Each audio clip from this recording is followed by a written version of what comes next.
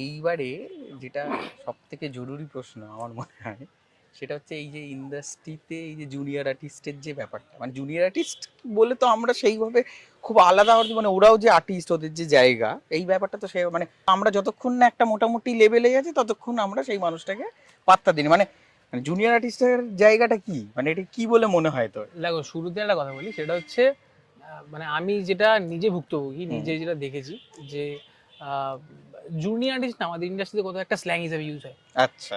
মানে তুমি হয়তো মা বাবা তুলে গালাগালি দিতে কোনো আর্টিস্টকে, সে কম মানে ইয়ে ফিল দুঃখ করবে, পাবে। মানে অপমানিত ফিল করবে। তাকে যদি কেউ জুনিয়র আর্টিস্ট বা ক্রাউড আর্টিস্ট বলে, অ্যাজ ইফ কি ওর জন্য বিশাল।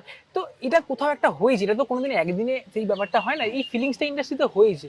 তার কারণ হচ্ছে যে এটা একটা ট্রিটমেন্টেরও জায়গা রয়েছে। এবং তুমি একটা জিনিস ভাবো, তুমি কোনো বড় বাবার ছেলে নয়, তোমার না আশেপাশে কেউ বিশাল কিছু রয়েছে। তো তুমি শুরু যখন করবে, এবার তুমি যদি সেই ব্যাকগ্রাউন্ড, তোমার ধরো ভালো একটা মডেলিং ইন্ডাস্ট্রি, তোমার সেই প্রোফাইল রয়েছে যে তুমি এটা যেটা ধরো মেয়েদের ক্ষেত্রে একটু একটু একটু তুলনামূলক ব্যাপারটা হয়, ছেলেদের ক্ষেত্রে একটু ব্যাপারটাকে একটু অন্যরকমভাবে দেখা হয়। তো ধরো আমাদের ইন্ডাস্ট্রিতে এরকম প্রচুর এসছে যারা ভালো মডেলিং করে সেই জায়গা থেকে আস্তে আস্তে চোখে পড়ে হয়তো মানে দেখতে শুনতে সেই রকম জায়গা রয়েছে প্রেজেন্টেবল, সেইখানে তার একটু এক্সট্রা অ্যাডভান্টেজ হয়েছে। ছেলেদের ক্ষেত্রে এই ব্যাপারটা খুব কম হয়।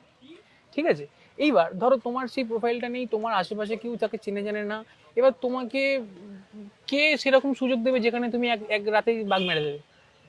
তো নওয়াজুদ্দিন সিদ্দিকীকে এরকম রোল করতে হয়েছে, সে তো হয়েছে। পঙ্কজ ত্রিপাঠীকে এক সিন দু সিন করতে হয়েছে, হাততালি দেওয়া সিন করতে হয়েছে।